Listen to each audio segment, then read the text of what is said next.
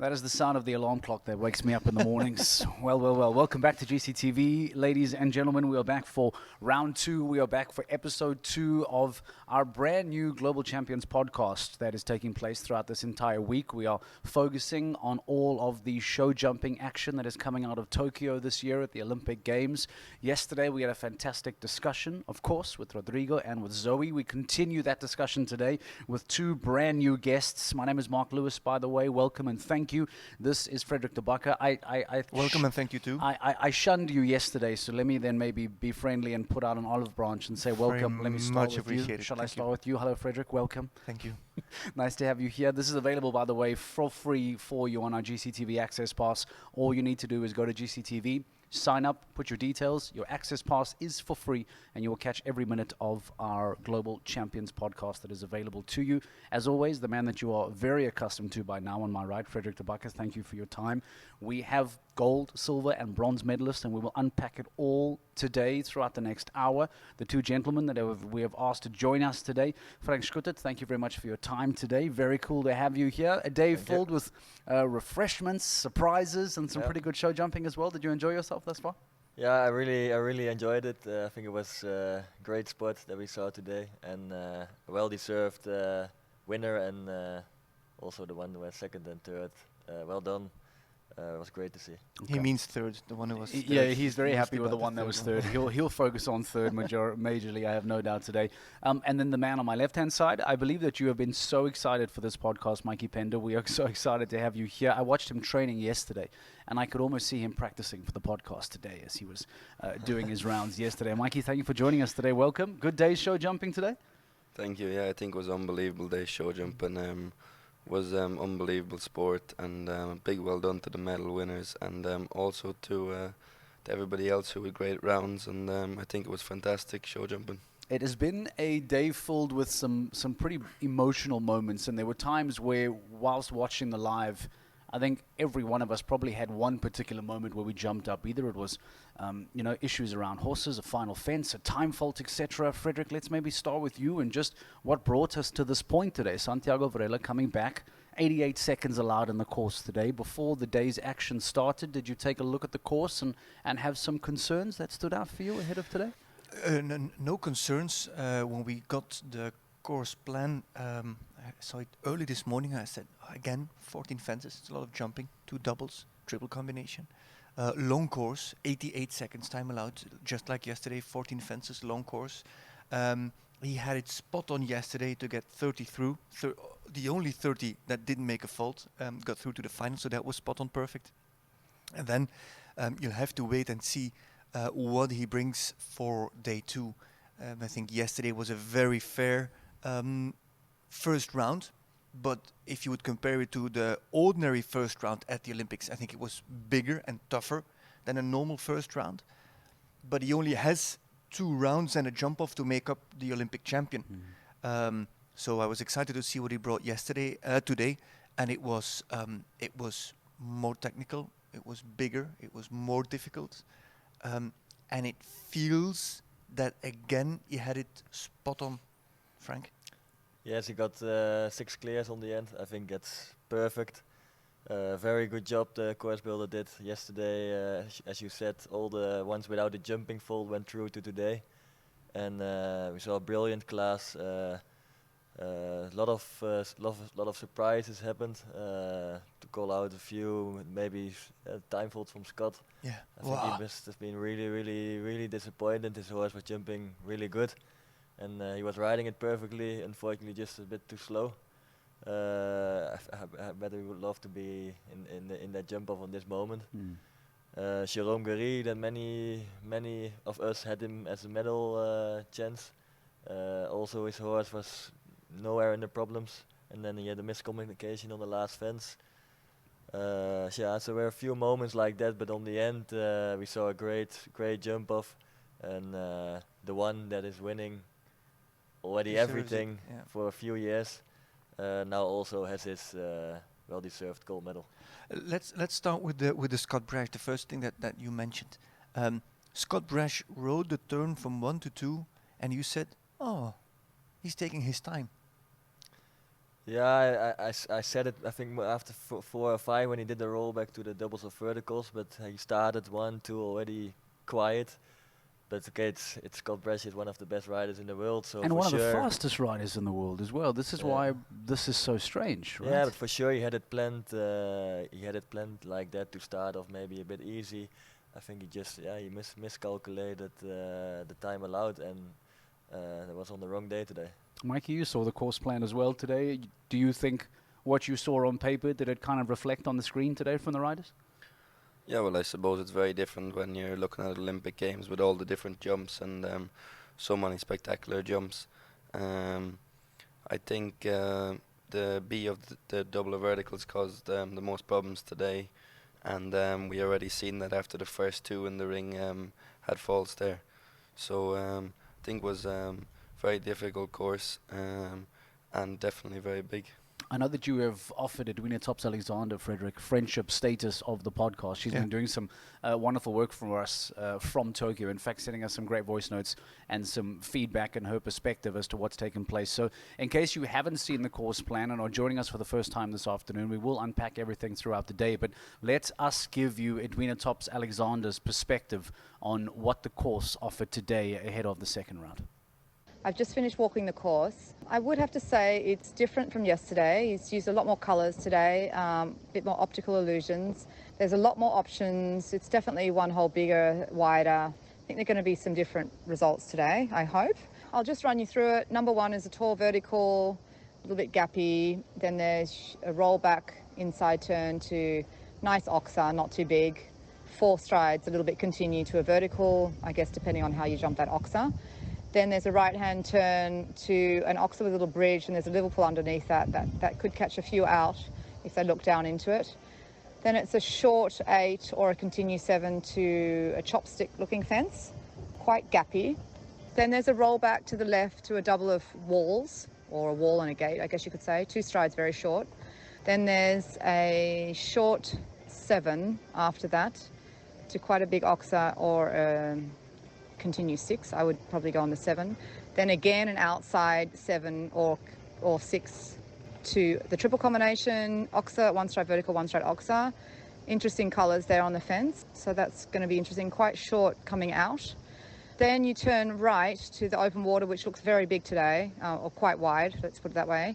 And then it's 5.5 to a very tall vertical. So I think at the end most of them are going to do 5 down there, a little bit nice 5. Yesterday I was actually planning on doing 7 after the water and ended up getting 6. So I think with the momentum, probably most of them are going to go in 5 there.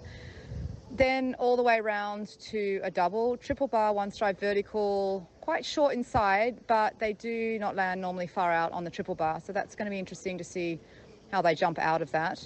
Plus at the end of the course, horses will get tired.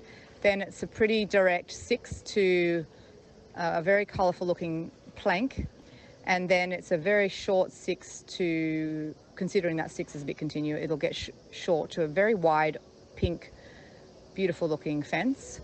Chloe would definitely love. And then there is a right hand turn to a really tall plank. We don't like planks at the moment.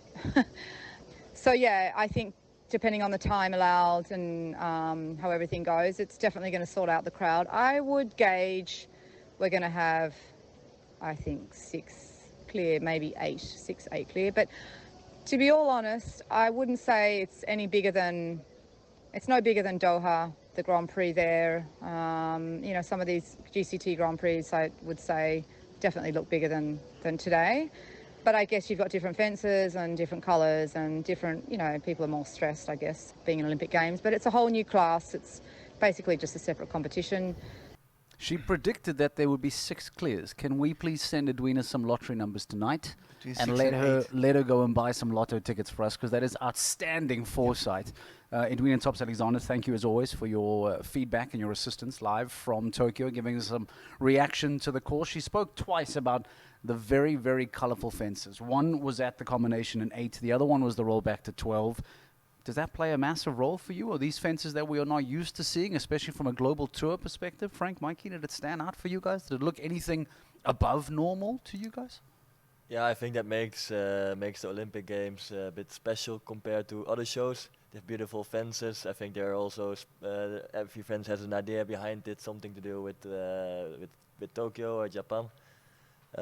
We see, for example, what Mikey said before, the double combination, the B element went down a lot. I think it had to do a lot with the wall coming in. You had to put a bit more pressure on for the wall, because otherwise it might spook a little bit.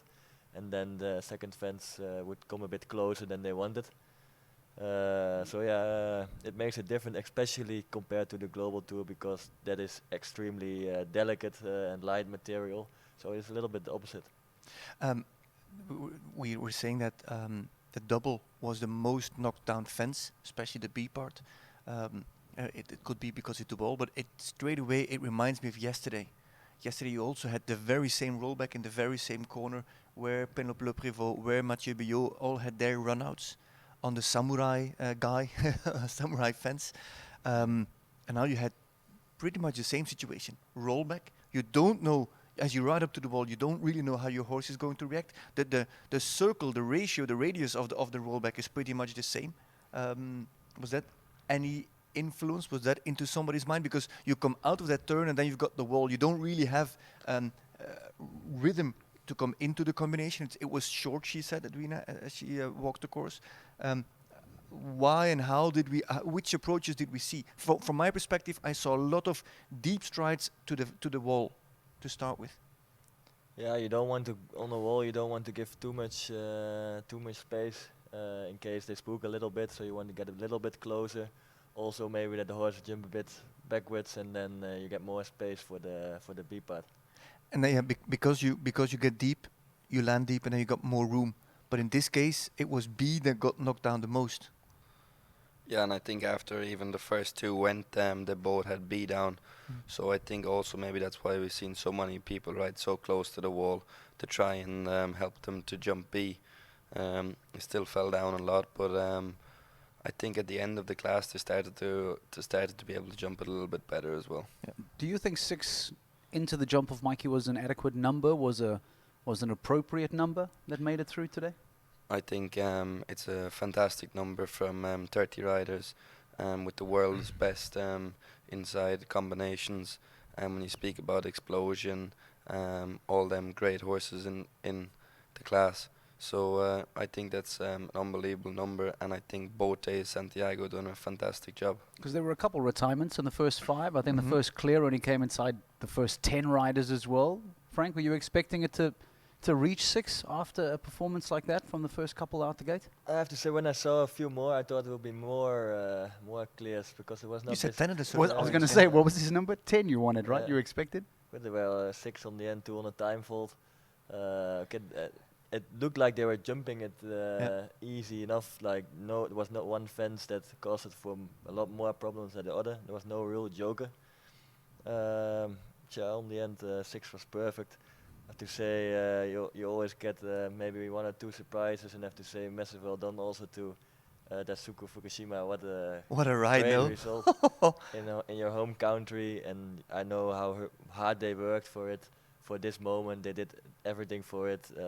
He left his family kind of to go for this goal together with Schockemüller, Wim Schröder, and his teammates out of Japan. And then you have to wait another year after all this COVID things, and then perform on that moment like this is just amazing. And yeah, massive well done. It's almost a big achievement as what Ben did. Because you said that he's not coming back.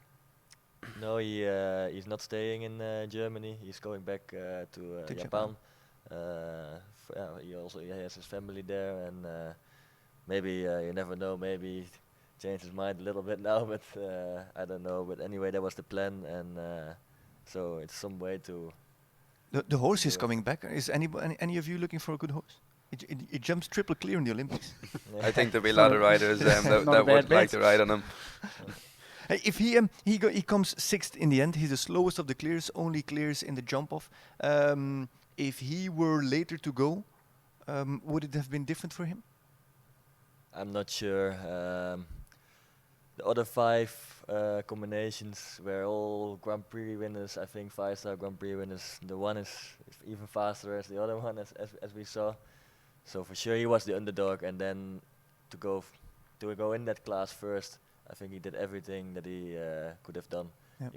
He was hoping for some faults, but the other horse they were and riders were in such a great shape. That's one of the reasons no one had a fault actually in the jump off, and that's why the podium was how it was. We spoke to Rodrigo Almeida yesterday quite a bit about national pride, and he was focusing on Luciana Denij, hoping that she would go on to make it onto the podium today. And I know that we'll talk about your national pride later on when it comes to the medals, but one of the big talking points to come out of today as well was Kian O'Connor. And before we get to what took place there, Mikey, when you come out and watch Irishmen run and jump and perform anywhere, especially on an Olympic stage, how do you react then as a local Irishman to watch your compatriots perform? Yeah, definitely. You're rooting for the Irish, and I think they all jumped very good today. They were unlucky; it was not their day, and there'll be another day. Hopefully, the team will be good, and hopefully they'll win a medal. We have a voice note as well from Kian O'Connor, if I'm not mistaken. Yeah. You actually touched base with him. Do you want to take us through that? Yeah. So if you've watched the Olympics live, you saw that the horse had a nosebleed. It was not a lung bleed; it was a nosebleed. And luckily, Kian was so kind of us to give us an update on the horse, not just a voice message, also image. So if you're watching on Facebook Live or on GCTV, you can watch it. So let's listen to what Kian O'Connor had to say. Hey everybody, tough night. Just finished the individual final where myself and Kilkenny finished 7th. Unfortunately, he had a nosebleed towards the end of the competition, but luckily he's recovered well. He looks great. Vets have checked him over and he seems fine. We're allowed to continue to compete, but for me, his future is more important. I'm going to mind him. I'm going to be on the ground. I'm going to help Bertram, Dara and Shane, and please God they can get a team medal and we'll be back to fight another day. I'm just happy he's in such good shape and he jumped so well throughout the qualifier and the final. So finished 7th at the Olympic Games, not so bad, and we'll be back again, fight another day. Thanks everybody. Mikey, it was a scary image, but if you see this, how Kilkenny is, what is it, an hour after the class, he looks fantastic. It was more, there was a lot of blood involved, but it scares more than it harms actually. Yeah, definitely. When you see the horse like that, he looks in great shape, and he looks to be good and healthy. So it's one of these things, I suppose, in sport. But I think it's unbelievable from Keane to give Shane the chance and wait for Kilkenny's future. He's only a 9-year-old. To be 7th individually in the Olympic Games is already a massive achievement. When he's 12, he can go to Paris. Exactly. Yeah.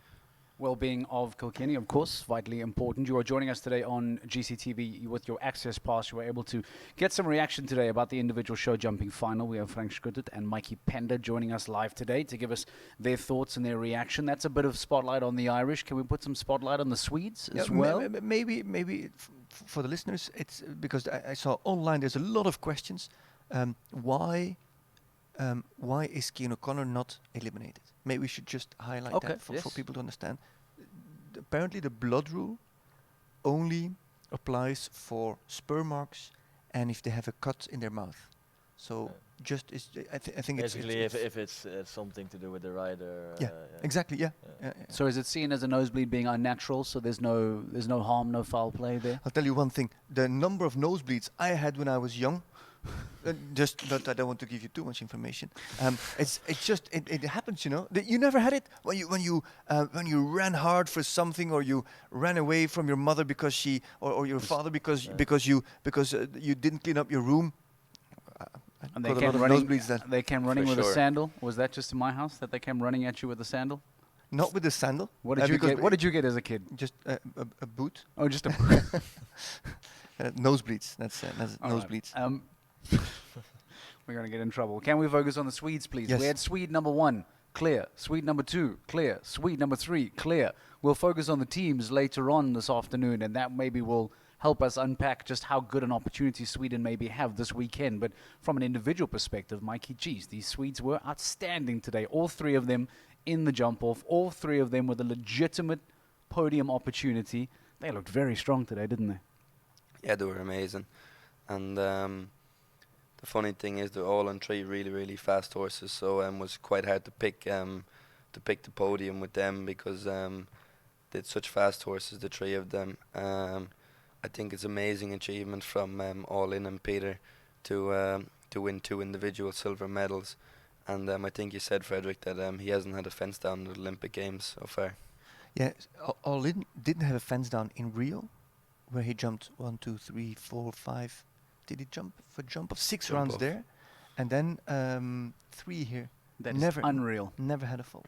That is unbelievable. At a stage as big as the Olympics, to not have a single fence go down in the over the space of 9, 10 rounds. This is some stat that I got through. All In joins the only other horse in Olympic jumping history, to win 2 individual show jumping medals. That was 100 years ago. The previous horse to do it was, and here it comes, was Trebecco with the Italian rider Tommaso Lequio di Assawa in 1920 and 1924. So we're going back 100 years Yeah. for that record to be matched by All In. Yeah, because we're going to talk, of course, about explosion. Don't forget there was 5 years in between now. Yeah, That makes it yeah. actually more difficult. And for my feeling, at a certain point, to me it felt like that All In was retired until he came back. I thought he had him retired, and then he comes back. I think we saw him here for the first time now in Valkenswaard in April or May, and now he goes on and jumps 3 clears at the Olympics and wins the 2nd silver medal. He did it in Rio, did it here again. What a horse! And he looks, like the Irish would say, he looks very plain. In his type, there's nothing royal, regal, there's nothing fancy, nothing special about him. I want Mikey to explain this. You use the descriptive term as plain in Ireland? Yeah, to but describe plain, something. not P-L-A-N-E, but P-L-A-I-N. Sure, but there is nothing plain about a horse like All In. Like, When you see, I understand what he means. When you see him hand walking, you wouldn't pick him. so he just looks very normal, right? He looks like a riding school horse, no? No, literally. And he's the not ones you very get down big. the road. And he's not very big. And He trots so very normal. I mean, he wouldn't go to a dressage test, no? He doesn't do. He doesn't overachieve things. How he is. I think he is very, very, very intelligent horse with an amazing character, and also Peter is of course a very good rider and a good combination. He knows him very well, and yeah, the horse and both of them, they really deserved this medal. They almost deserve a gold medal now as well. But for sure this will be his last Olympics on All In. But yeah, as you said, we saw him here a few months ago, and He was overweight at that point. yeah, Still? he came out of a break, and that's how it is. Horses are like people. If they don't get trained that much, then that can happen. And he did an amazing job to get him ready in time. I saw him jumping in Rotterdam as his last preparation, and he jumped already amazing over there. So he was ready for Tokyo, and he did it. You say he's not an overachiever. Who has ever seen a horse jump a water jump like All In today? No, correct yourself. He didn't jump the water jump. He just He ran over he it. just ran over it. Yeah. Like that was the most remarkable thing I'd ever seen. It was almost like it kind of sprung up on him and he wasn't aware and just kept running. And somehow he was able to just run over it. Actually, I want to send a message, dear Peder. Frederick de Backer thinks your horse is. How does a plain horse, Mikey, just run over a water obstacle like that? I mean, that was outstanding. I think it also shows his intelligence that he can come to the water and not jump it very extravagant or very high at all, but he can get to the other side. He knows where the tape is. He knows what he has to do, and that's what has him with 2 silver medals at the Olympic Games. Intelligence. Pla- You can actually say that Plain from all the intelligence. horses. Plain intelligence. That's yeah. it. Plain intelligence. Playing. And that's actually something you could say of all the horses now that were in that jump off. They're all intelligent horses, smart horses. Do you Yeah, have to definitely. be to get to an Olympic jump-off individual final, guys? I think definitely. Also, they jumped 2 big rounds, and then it was amazing to see actually not one person made a fault in the jump off. So I think that just goes to show you the standard that of the 6 riders and the 6 combinations in the jump off, that nobody made a fault, and 6 of them finished in 0. That's impressive, no, Frank? 6 jumpers in an Olympic individual final jump-off and not a single fence went down? What does that say about the caliber of rider we watched today? Yeah, it's just all the best horse and rider combination from this moment. They are there. and they are in their best shape. They worked to this moment for a long time, and yeah, you see with a lot of them, it all comes together now. And the ones that made it through the first round with a clear round, they are obviously in a very good form, and yeah, we saw that again in the jump off. So that took us to 3, by the way. We've spoken about these 3 famous Swedes. Henrik van Eckermann was the first one to go through. Marlon Bayo Johnson. The Swedes, I beg your pardon. 2 of the Swedish horses without shoes. Oh, yeah. 2 of the Swedish horses without shoes. At as an well. Olympics where everybody's talking about the Nike spikes. Yeah. It goes better without shoes. Yeah, it goes better without. There was 2, and then of course, as we know, the man who landed up finishing up with the silver medal, Peter Fredriksson, who we spoke about on All In, very impressive. That still left 3. We spoke a little bit about Fukushima and how important it was for him to be there, but that left 2 additional riders to make it into the jump off. Surely no surprises from anyone in this room that Michael van der Vleuten and Ben Mayer were the other 2 to come into the jump off. Surprises there, Mikey? No? No, definitely. They've both been in great form and jumping, clear and big Grand Prix all throughout the year. I think Frank was on the podium with the 2 of them here in the Global earlier in the year. That's right. Maybe it was the wrong podium. Too early. you peaked too early. Too early. But Mike, you made an interesting comment during the round of Michael van der Vleuten and Beauville. You said, "Oh, he's got him much straighter than yesterday." We discussed a little bit his left-hand drift, the natural left-hand drift that Beauville has he's got it quite strong. That also cost him the win here in the Grand Prix, in the 5-star Grand Prix, not the LGCT Grand Prix, but the normal 5-star Grand Prix. We discussed that in the Grand Prix analysis. You saw it straight away. They had him much straighter than yesterday. Yeah, he jumped very straight today, and I think he really needed to have him straight. That he could jump that last double with the triple bar and the Oxer jumping out. It was wide enough without making it any wider for himself. So he jumped amazing today, and he was definitely deserved of the bronze medal. Yeah. On GCTV, we have a show called The Insider that features at the end of each Global Champions League event. You can find it with your GCTV Live Pass. Go check it out there. In that show, we often talk about glory and drama. And I think from a drama point of view, there were 3 riders back-to-back. Jerome Getty, we must speak about, impact on the final fence. Daniel Deusser, world number 1 just before him, not going through. And Niels Breinseels as well, who was meant to be before him. In fact, there was a slight change in the lineup. But can we talk about those 3 riders as well? Because there was huge drama, if we were to use some insider talk there, Frederick. To have Niels Breinseels in particular, who was one of my outside bets for a podium. Yeah, what happened there today? I think Scott Brash, the time fault is a heartbreak. It's a pity. It's painful. And the horse, ever since 2019, hasn't had a single time fault in any 1m60 class. So it's a pity for Scott. Well prepared. The horse was ready. It was all there. But for Niels, that's just. Yeah, you don't expect that on that moment, and I have no idea why it happened or how. It happened on the wrong moment, and yeah, I really he didn't deserve that. But you said, like in case of Scott will be more a bit fucked up with himself now. Actually, at the moment, like he had his horse, everything going well, everything was in great form, but he just missed out on the Olympic jump off by a time fault. In case of Niels, I don't know. Again, I don't know what happened, but for him, I feel very sorry for him. He just sent me a text message. Only just. What did he say? Yeah, he pulled off a shoe, and he was completely phased. He was upset, and I couldn't get the engine going. Well, that makes sense. We cannot see that from here. It took a long time before he came into the ring, so we were hoping it was something like that. It can also be worse. Now on the end, of course, it was very bad. Maybe he got sensitive, and then you cannot have that on this level of sport. Mikey, your take on that? I mean, that kind of a rider, that kind of a horse. What did you make of it? Yeah, for sure. I thought definitely there must have been some reason for it. What he just said, it can happen. You pull off the shoe, the farrier puts it back on, you're cold, you make 1 or 2 jumps or 3 jumps and you go in. Then the horse doesn't get going the same again. It's very, very possible, and it's just terrible for Niels that it happened on this day. We spoke about Niels. We spoke about Kian, about Scott Steinfeld.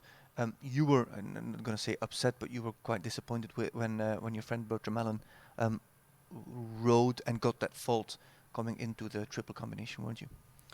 Yeah, definitely. I had Bertram on my bets for a medal, so I was very disappointed for him, and also for the horse. The horse has been jumping great all year, and I think the horse is only 9, and he's a bit inexperienced still, and he just went away to the combination. I think the horse went just for a second behind him. I think hopefully we'll see him in Paris, and hopefully he'll have a great weekend with the team, and win a medal with the team, and hopefully back in Paris for the individual. That's a good thing. The Irish already have 2 horses for Paris, Kilkenny and Pacino Amiro, and then there's Fast Forward. Hopefully, that'll be perfect. No, but I think Bertram's horse jumped fantastic today and has been in great form, and wouldn't surprise me if he's double clear for the team and gives them a big help. Yep. So there was 5 riders down, qualified. That left 1 to come. Final man out the gates. Big explosion. We're expecting big things. Any surprises for you there, Frank? Was there a hint of doubt for you that Ben could maybe get over the line? Was he guaranteed to get into the jump? No one is guaranteed in our sport, and that's also makes it, I find, very exciting. Exciting to watch. On the end, when we see the start list, out of the 30, maybe 20 can win, and of course you have your favorites, and Ben was one of them. And you know, when he is double clear, he will be very, very hard to beat. They didn't give it away today. I think Peter put all the pressure on him that he could, because I saw Ben winning jump offs, for example, here actually the Global Tour this year. He won it with 2 fingers in his nose.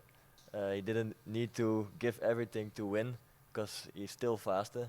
But today he really had to go, and then for me you're definitely the deserved winner. Frederick, for you, did it look as if it was a clear cut for Explosion, clear cut for Ben?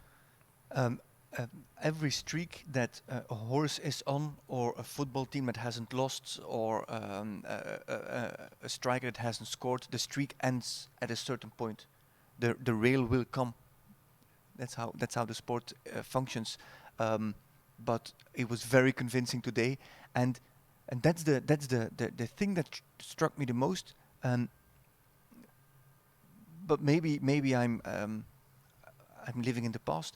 This was it, yes or no, a real Olympic final, a real individual Olympic final? I've got this gut feeling I'm not satisfied. I'm the best horses came out onto the podium, no doubt about that. Was this a real Olympic final? For me, I'm afraid I have to say no. What was lacking for you? What makes you say no?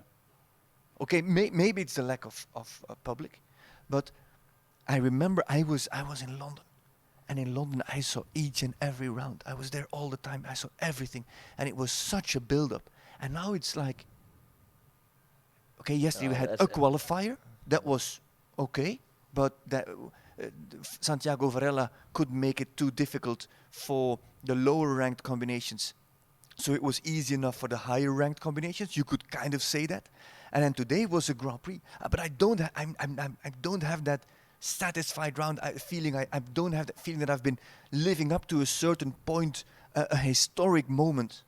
Maybe I'm wrong. Tell me if I am, but that's my feeling. I think for the riders, it's a different feeling. It's still the Olympics. It doesn't matter in what way it's organized now with all the new restrictions. It's still the Olympics. This is your moment. You go in, you have to do it. And he pulled it off, Ben pulled it off, and he probably will be one of the only riders that wouldn't be too happy with silver or bronze. Like, he was going there for the gold medal, and to do that, it doesn't matter how the format is, if there are people watching or not, it's your moment, and to do it like that is, for me, amazing, and that's why I really enjoyed watching it today. Besides, of course, we all wanted to have spectators there, and you get a bit more action from that. But I think from a sporter's view, it's still the Olympics, and you are in the books forever. Doesn't matter how. Gold is gold is gold. No doubt about that. Gold is gold. And I think Ben Meer would also have won it if we started on Tuesday, rode on Wednesday, on Thursday, had a break on Friday, and then rode on Saturday like it would be normal, the standard, the previous, the old-fashioned, if that's old-fashioned, Olympic format. But am I the only one of the four? And if yes, it's so, that I enjoyed those Olympics so much because there was so much going on and calculating, and it built up all the way through. And in the meanwhile, you had the team championships, but it went all the way up. And if you were individual Olympic champion, and maybe that's why, if you used to be an individual Olympic champion, whether it's Eric Lamaze, whether it's Nick Skelton, whether it's Steve Gerdin, you survived 5 grueling days of show jumping. And now it's you survived a Grand Prix. That's the only thing. That's my only point that I'm. It could have maybe happened, depending on the course, that a real outsider got on the podium that maybe wouldn't have been able to win it over more days. But that didn't happen today. Still, the ones that were double clear are for me the best ones at the moment. So I think we saw a great spot, and I cannot wait for the Nations Cup. Maybe this is the feeling. I feel like I ate the ice cream too quickly. No? I think you mean that they brought ice cream before your mains. Maybe that's it. No, that you didn't get your mains. You just went straight to ice cream. Yeah, it passed really quickly. Maybe that's the feeling. Like when you have even the final of the normal Olympics, not normal Olympics. I don't want to say it like that. The final in Rio, the final in London, 2 rounds plus potential jump off. Like this was. Mikey, this was 30 riders and gone. Do you feel it needs to be more intense, more build up? Do you agree with Frederick? I think it's definitely different than it was before, and I think also it doesn't help that we have no crowd and not as much atmosphere coming out of us on the television or wherever we're watching it. I think just what we are very lucky is that the best horses and the horse that deserved to come out on top, I think, came out on top today. And as Frank said, that some outsider, someone that still has a very good chance, but mightn't win it over 5 days, because it's just really like a Grand Prix now, and it's not like before that really maybe someone over 5 days who doesn't have a fence down wins it. But I think today we had the winners, and we had the horses that deserve to win. I'll share an embarrassing personal story with you because we're all friends here and it's just the 4 of us in this room. You talk about London 2012, and I was a young sports reporter at the time. I went through to London to cover the games. I watched some of the best athletes in the world perform at the highest stage. Do you know what memory stands out for me in London 2012 the most? The underground? When the Spice Girls performed in the closing ceremony.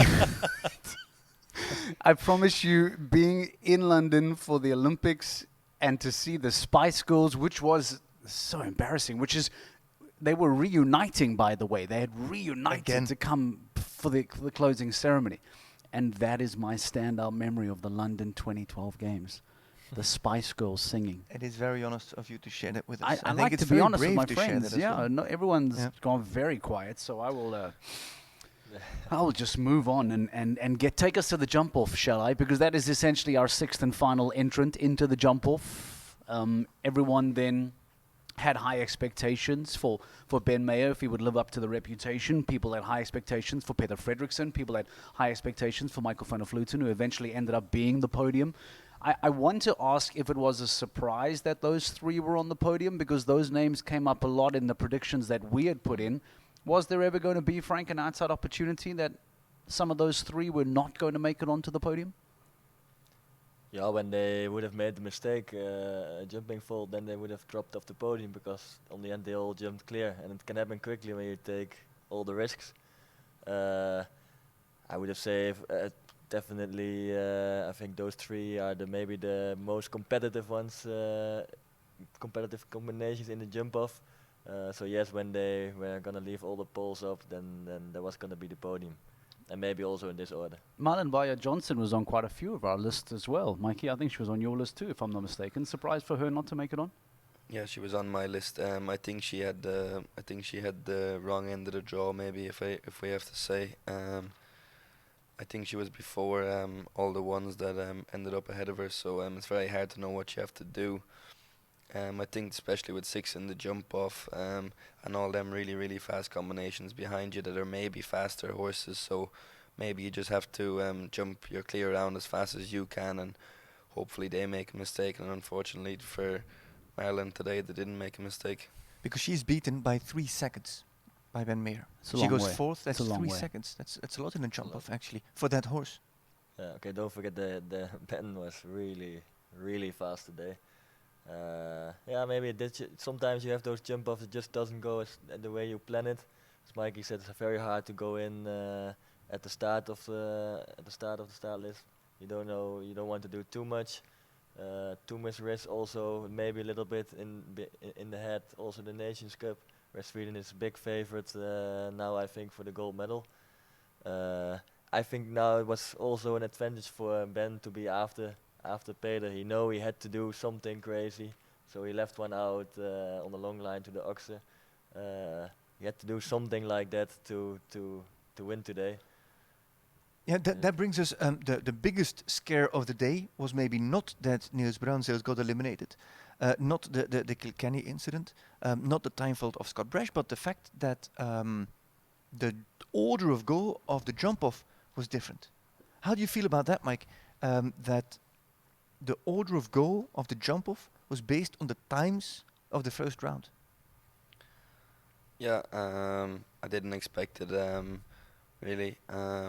But I suppose was the way it was done the day before. So I suppose that's the way they'd done it. Didn't really expect that, and I don't know. Would we've had a different result if the order was different?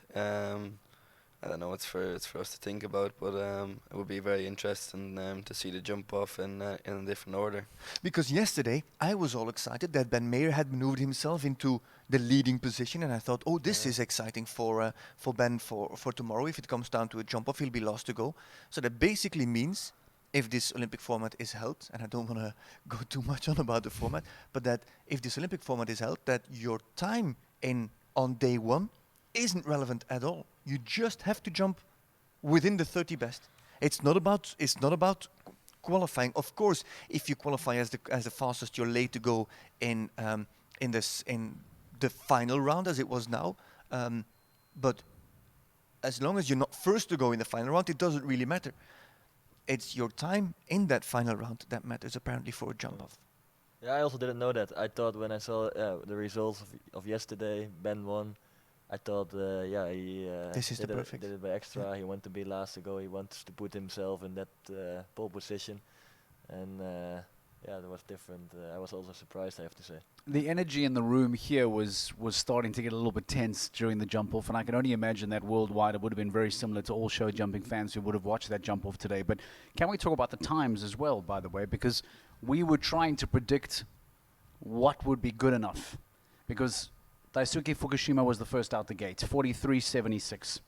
All of a sudden, that time then moved to 40.76. Henrik van Ackerman, 39.71, took it faster. I think at that time of 39.71, Frank, I think you said it needs to be a second faster. Explosion will be a second faster. And all of a sudden, from 39, it jumped all the way down to the early 38s. How fast were you expecting this jump off to have to get to see you take gold? Because it just started becoming shavings of split seconds, wasn't it? Yeah, they went quicker and quicker. I think that's how you want to see it. And what I said before, Peter really put Ben in that position that he needed to try everything, give everything, and that's what makes make this such a good class to watch. Where did Ben make up the time? 1700th, by the way, the difference between Wow. between Peter and Ben for second place or for first place. Yeah. Do you think you know where Ben made up the time? Because when you start talking about 38.02 and 37.85, I mean, Mikey, that's just minute. Where did he make it up? I think he did one last stride to the Oxer after the double across the middle. Maybe he did one more in the rollback, but Explosion's also a very, very fast step, so I think that's where he won it. And Henrik van Eckermann kind of I didn't have him in my top 3, but when he came in, I thought, oh yeah, I remember Saint-Tropez, massive stride, horse with a huge stride, horse with a massive push, lands deep into the lines. You could say that the jump off wasn't very technical; it was more about the galloping. So I thought that Hendrik had the advantage or had the possibility to certainly jump onto the podium, and then he comes into that into the last line, the last related distance before the turn back to the last fence. How did you look at that line? It was vertical to Oxer. Yeah, vertical Oxer, as we heard before, Edwina walking the course, there was the same line in the first round. Edwina actually thought it was going to be a short 6. Most of the people, I think they were doing 5. We saw, for example, Martin Fuchs, who did 6 the first round and came very deep. And he had that down, he had the last 2 fences down. He was also one of those actually riders that had a few faults on the end. So, you know, when in the first round already most of the people do 5 in the jump off, you kind of in your head maybe think the 5 is not even going to be too long now. He turned tight to the planks. He got a little bit of a backwards jump, and then accidentally made 6. And I think because he added there 1, then you also don't get that same distance to the last, and that costed a lot of time. So if I listen correctly, you're saying he was planning on doing 5. He knew that his horse had a big stride, so he knew that the 5 weren't going to be long. And checking once, all of a sudden he had 6. I think that's, for my feeling, that's what happened. You saw he was really disappointed when he came to the finish line, because he felt maybe there was a bit more. Again, the first and the gold and the silver medal was very hard to beat today. There was a little gap between second and third, and it is a sport. It's on the end a big difference between the medal and the 4th place. But someone is ending up 4th, and luckily it was Hendrik today. It's just under a second. It's 0.8 of a second, the difference between 3rd and 4th. Is that the extra stride and maybe the loss of pace into the last turn? For sure. Wow. Brutal.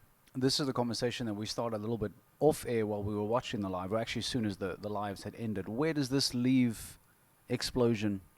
One of your great questions asked earlier. Where does this leave Explosion on the list of potential all-time greats? Or maybe I'm being disrespectful, I should take potential out, but I just mean the list is never defined. So, Mikey, where does this now leave Explosion on a list of the greatest of all time? I think it has to leave him right up there. He's won Grand Prix in every different ring around the world. He's now won Olympic gold. And maybe if we know we haven't seen the best of him yet, he's still young. So we'll see in the next few years. But what an amazing horse. Can he get better? I mean, that's frightening. Frank, can he get better still? I don't think this is going to be much better than an Olympic gold medal. That is, I think, something every rider dreams of. It's the biggest achievement you can have in this sport. But also, he won the Super Grand Prix in Prague. He won the overall championship from the global. Nice. Every Grand Prix there is, what Mikey said, around in every different type of ring. Let's give credit where it's due. Where does this leave Ben then as well? Yeah, but wait, let's. The question, can he get better, is a very good question. Is Explosion a better horse than the one that we saw in 2019? I think for sure it's Did you see him develop? Is he different? Is he even better horse? Did you see any development? I think it's more consistent. He's very careful, a little bit spooky, and sometimes maybe they got a bit green then when he was a young horse. Still, he won a lot, but you see now it's almost going automatically when you watch his rounds. Then our sport looks very, very easy. He's so naturally talented, no? Any circumstance, any condition, the one thing when everything crumbles, the one thing that stays standing is his scope and carefulness, regardless of the situation. 100%, and inside, outside, grass, and doesn't matter. And I think he's a very, very good instinct to leave the fences up. sometimes if he makes a bit of a different jump or different that, he still always seems to be able to leave the jumps up in the big moments, and that's what makes him, I think, very, very special. Because we are talking about the list that includes Milton, Hickstead, Big star. Big Star, Yeah. Shutterfly. Or I don't know. It's maybe difficult to say no. That horse or that horse isn't in it. But Yeah, you can call out a few names, but it's just a bit more difficult nowadays because there are so many more shows as before. Before there were those few shows a year, and that all the good horse rider combinations they will be there, and so it's easy to pick that best horse. Now there are shows all over the world. Not every show they come all together, but except here at the Olympics, they all came together to compete against each other, and he still won it. Yeah, and that's why I think it's. But if you look at some of the latest championship winners, let's say since 2000, I'm talking championship winners. Explosion is probably the horse that is the most versatile. Like you say, inside, outside, grass, sand, championships, and Grand Prix, and not competing in Grand Prix, winning in Grand Prix, like no other horse has done. There, even if you look at him on Grand Prix level, there's no other horse like Explosion. Hickstead is unbelievable. Hickstead has not won the number of Grand Prix that Explosion has won, and then we're talking championships. We're talking second in Rotterdam. We're talking gold now in Rio. The horse is 11 years young. There's Paris coming up. I don't think he'll go to Riesenbeck for the Europeans. That's maybe just a schooling round there. But I mean, there's. I have to be. You have to be careful with what you say. But there is no other horse in history like him. No. So I'll prompt you. Is there any other horse in history like him? I don't know. It's difficult to say. Also, the horses before maybe didn't have the chance to win as many 5-star Grand Prix and this and that 100%. That's a good as comment. Explosion has. So it's very, very difficult to say, but he's definitely up there with them anyway. Yeah, that's a good comment. They didn't He have still all he, the chance. he still has things to fight for. When you see what Scott did that time with Hello Sanctos, for example, the Grand Slam to win something like that is also amazing, amazing achievement. So I think I'm not 100% sure, but I don't think he won. No. One of them yet. No. He won the Tour twice though. He won the Global Tour twice. Won 7 or 8 Grand Prix in 2 years time. And the Super Grand Prix. Yeah. This is also the first time that I've seen Ben Mayer overcome with emotion, and I want to take nothing away from all the victories that we've spoken about in the past, because we've spoken to him here, in fact, at Tops International Arena in Falkensport, where he's won a handful of classes and big events over the last couple of months. Big success on the Longines Global Champions Tour as well, we know. But this is the first time, and maybe that's defined by the platform that we're talking about today, being the Olympic Games. But this is the first time I've ever seen Ben Mayer completely overcome with emotion. Yeah, but do you remember the victory interview after the Grand Prix here as well in Valkenswaard? He was also quite emotional. He was talking about his groom. I forgot his groom's name. He was talking about his groom who could really tell him, "Hey Ben, he's in good form today. He feels well." The connection between the horse, the groom, and the rider is so strong, and they felt that there was something. There's something building. I think, Mikey, you mentioned it as well. When you saw him get on the horse after the, we don't know everything that played, but when you saw him get on the horse after the ceremony, after the medal ceremony, he didn't look comfortable with his back. We know he had back surgery early 2000. Yeah, early 2000. Yeah, it's easy for us to sit down and watch television and say that maybe he didn't look 100%, but he definitely looked maybe a little stiff getting on the horse. But it didn't cause any problems today anyway. He done his job, and it's unbelievable day. Here's a question for the room. Do you feel that grooms deserve a gold medal as well? Yes, definitely. So should there be two Definitely medals handed over? What Frederick says before, the connection they have with the horses is very important for us riders. On the end, you are one team, and I think they definitely deserve that. okay, it's a hard thing. They also don't do it in other sports. A coach also doesn't get the gold medal. First, they definitely deserve that, and they are part of the team, and they will be mentioned everywhere. I know for Ben it's also very, very important and big part of this achievement. Would you like to see that happening, Mikey, that the rest of the team receive medals as well? Definitely. I think the grooms are such a big part of the thing. Sometimes, most of the time, maybe they know the horses better than we do. They spend more time with the horses, and like Frederick just said about Ben's groom saying when he felt like Explosion was going to perform and he wins the Grand Prix. I think it's amazing the connection they have with the horses, and big well done to all the grooms in the Olympics and to everywhere, and doing a fantastic job. Cormac Kenny, that's the name of the groom. Cormac. Yeah. Okay. It's the FEI has put up a project to show more appreciation to the grooms, or to involve them more, which is right. But of course, if you're talking about medals, it's an Olympic medal. It's like you say, they don't do it in any other sport. I completely agree that grooms should be more appreciated, and that we or that organizers or that anybody in the industry should look out more for them, because they're a wealth of experience and knowledge. But yeah, you can't go as far as medals, I'm afraid. Okay, that's a fair question. I feel that, as Mikey pointed out, we know how close the grooms are to you as the riders, and the interaction that they have with your horses. So, fair question. Wondering how much of a role they play in getting you guys over the line. And I would imagine that if these grooms are working for years with particular horses, I think that it's good justification. That's rewards sent their way, which I think is really pleasing. When are we going to let Frank talk about the Dutchman? Now. Perfect Michael van der Vleuten. Well done. I'm really, really happy for him. It was his day, a perfect day for him. He was in the form he needed to come on the podium.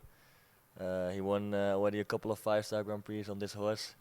On the end, maybe not the most experienced horse, but the last shows the horse is so clever and intelligent. It jumps almost always clear. It looks sometimes a bit funny. He goes a bit to one side, but the result counts. And Michael, you can really see that he has a lot of experience in this moments. He has already a silver medal Olympics in London with the team. He had a fantastic horse in Verdi for a long, long time. So he was probably waiting for another horse to step up, and to do that on this moment. I'm really, really happy for him. Well done. On the big occasions, in the build-up to Tokyo, double clear in Rotterdam, double clear in the Grand Prix, beat some other Dutch guy. I don't remember just exactly who. Where else was he? Let's see, a 5-star Grand Prix in Madrid, and 9. Then it was Jump before double clear there in the team. double clear, yeah, exactly. Here, 4-star Grand Prix in Valkenswaard, double clear. Class before that, double clear. Very consistent, and he started really late, low and slow in his build-up to the Olympics. No. Yeah, his horse was off for a bit after last year, and he really gave him the time. When the Olympics are coming, you don't want to rush it. You don't need to be in form too early. It's this week you want to be on your best. So they managed it amazing. They were there at the right time. I'm surprised you haven't told us about the Netherlands 25 medals that Michael van der Vleuten now makes 26. You were very proud in mentioning 20, now 26. I'm is not it 26? Sure if it's, I only know the record is 25 from Sydney, when actually Jeroen Dobbeldam won gold and Albert Voorn silver. So they were a big part of those medals. I think we're gonna catch the 25 medals. 25 medals this year. I'm not sure where we are. I think 22, 23, but still a few days to come, and hopefully we'll add one in show jumping. Team medal? Yeah, we have a chance. Definitely, it's difficult to pick the winner, especially now we don't have a drop score anymore. So everything can happen. First the qualification on Friday, and then the Swedes are looking very, very promising. I have to say. but definitely we are one of the outsiders for a medal. Before we go ahead and talk teams, you were right up to the last moment in contention for a place in Tokyo. How do you feel now that watching it from here? Of course, I would have loved to be there. Kind of our last show was in Rotterdam, where we actually won the Nations Cup. Where you jumped together with Mark Houtzager, Willem Greven, and Michael van der Vleuten, the three that are in Tokyo now. So you watch it with two feelings. You wanted to be there. We trained hard for it. Rotterdam wasn't good enough. So the riders that are there now, they deserve to be there, and I know them very good. We are all good friends, thankfully. I wish them all the best, and I was, as you saw, I think I was cheering today, and I will be cheering for the Nations Cup. We spoke very briefly, Mikey, in the last few minutes before we wrap up today about this being a very talented group of Irish riders. I mean, you are blessed with a very, very impressive generation right now. Going into the teams competition at the end of the week, are you truly confident that Ireland can pull out a medal? Yeah, I think they have a very, very good chance, and I think Bertram's horse is in very good form. Dara's horse jumped a very good round today as well, and Shane Sweetnam coming in with a fresh horse. Anything can happen, and hopefully they'll have a good result. I think it's maybe the right decision from Keane with his horse only being 9, and then what happened today. So Shane Sweetnam is getting the call in, and hopefully he'll have 2 very, very good rounds. Early predictions for team medals at the end of the weekend? I definitely think Ireland have a very good chance. I think the Swedish have a very, very strong team, and I think so do the Belgians. I think now maybe my teammate from the Saint-Tropez Pirates, Peter de Vos, might get the call in. Will be interesting to see. When you watch Peter de Vos, and I'm so glad he went there very quickly. I try to stay away from the subject as long as possible. Now you talk about your Global Champions League teammates, when you see them performing, are you torn between saying, hey, that's my GCL teammate, that's really cool, versus, well, what if he does something to keep Ireland out of contention? How do you deal with that? Like now it's national pride versus friendship, teammates. No, definitely. You're rooting for him. But I think Ireland will always come first. Okay, Ireland always come You first. see it actually in different sports. For example, soccer, you jump in a team for your club. But then for everyone it's a very big proud to jump for your nation, and then when you jump for your nation, then the team with your club is over. You go for your country.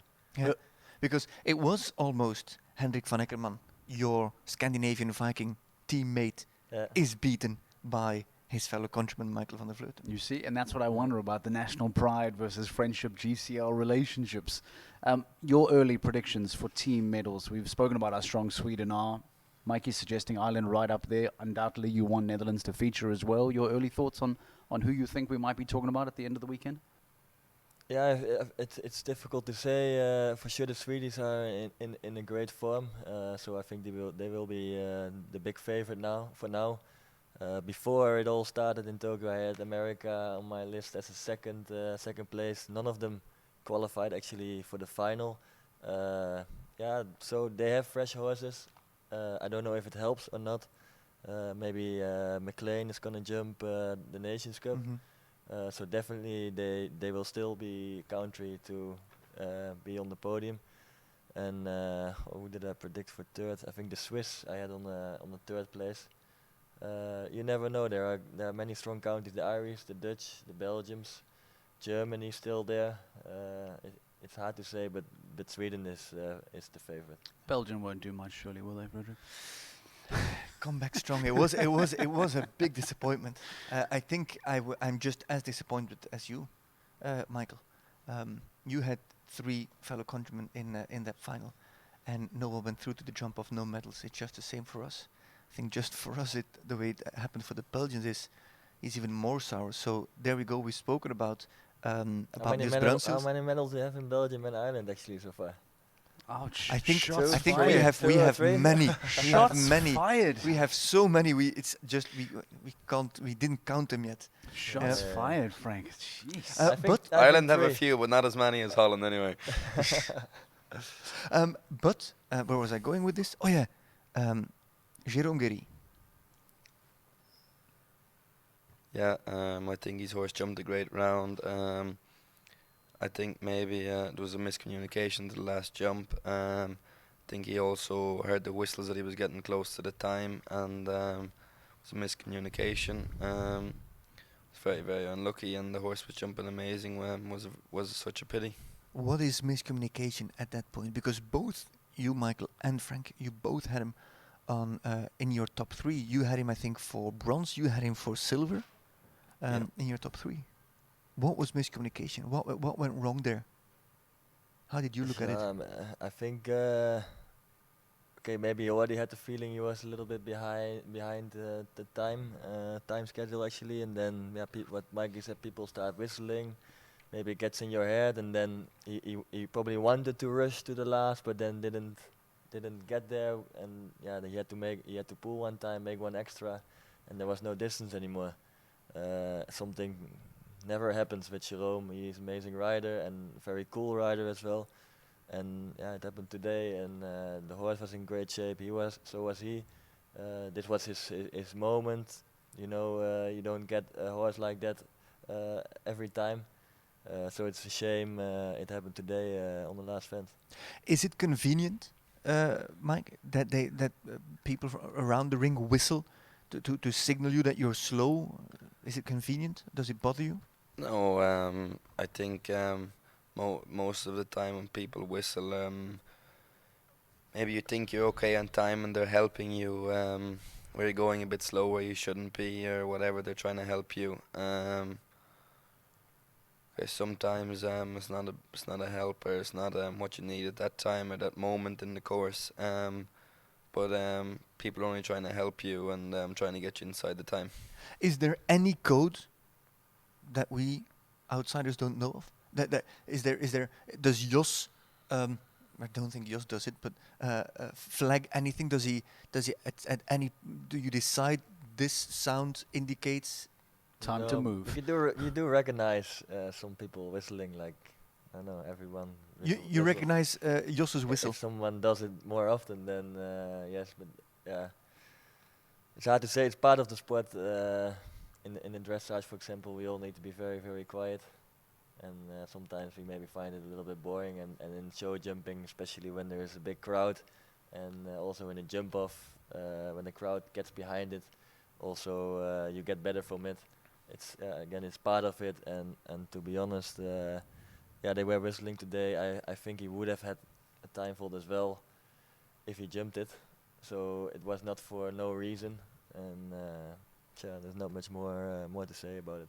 So, Frederick, we have a couple giveaways still to come today, because remember we spoke about giving things away all week long, in fact. And before we get there, I do want to give everyone an opportunity to give some closing thoughts on the day, because I think we've discussed a lot today. We've discussed some surprises, some shocks, some final fence refusals, nosebleeds, gold medals, shaving off seconds.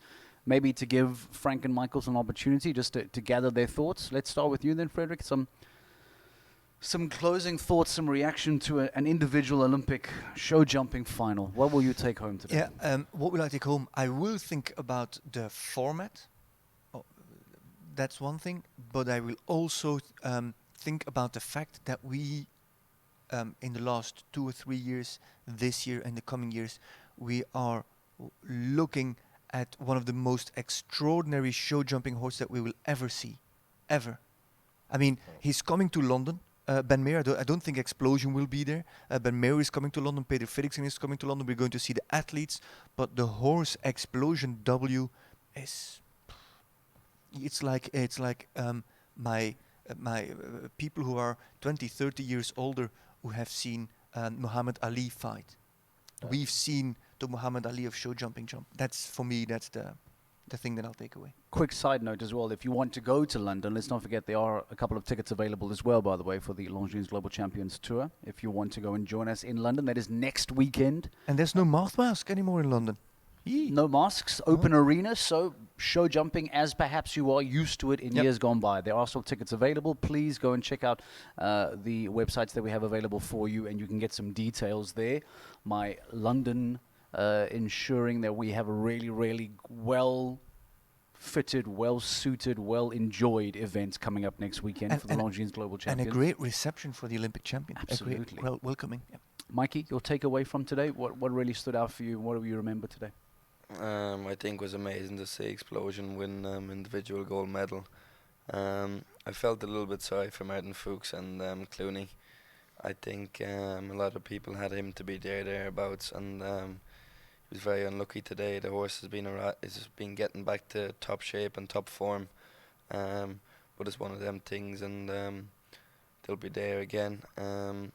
I think was amazing sport, and again, big well done to the course builder. I think if a different course builder was there, it could have been a whole different story, but it was absolutely amazing sport. Frank, your takeaways? Yeah, great sport, well-deserved winner, and well done to Michael van der Vleuten. Deservedly so. Deservedly so. We have a social media winner for today, and a reminder that we are posting a whole bunch of exciting content on social media for you at the Longines Global Champions Tour. Go and check it out. We are asking you to share our content to your stories, to of course be following the Longines Global Champions Tour, and to tag someone in that post as well. If and when you do that, you will be selected hopefully as the winner, who today is _Juliet_star_. So essentially Juliet Star is our big winner today, who will receive a signed Longines Global Champions Tour cap from both Michael and from Frank. And Michael's signature, by the way, we need to bring this up. Yeah. I say this with such love, Michael. It looks like a 9-year-old has just written their 2 initials. It's literally a big M and a big P. So much so that Flossbest Jones, our PR officer, had to come and say, Mikey, please, like, people aren't going to believe that you signed it. Like, it looks like I wrote it. Where did that come from?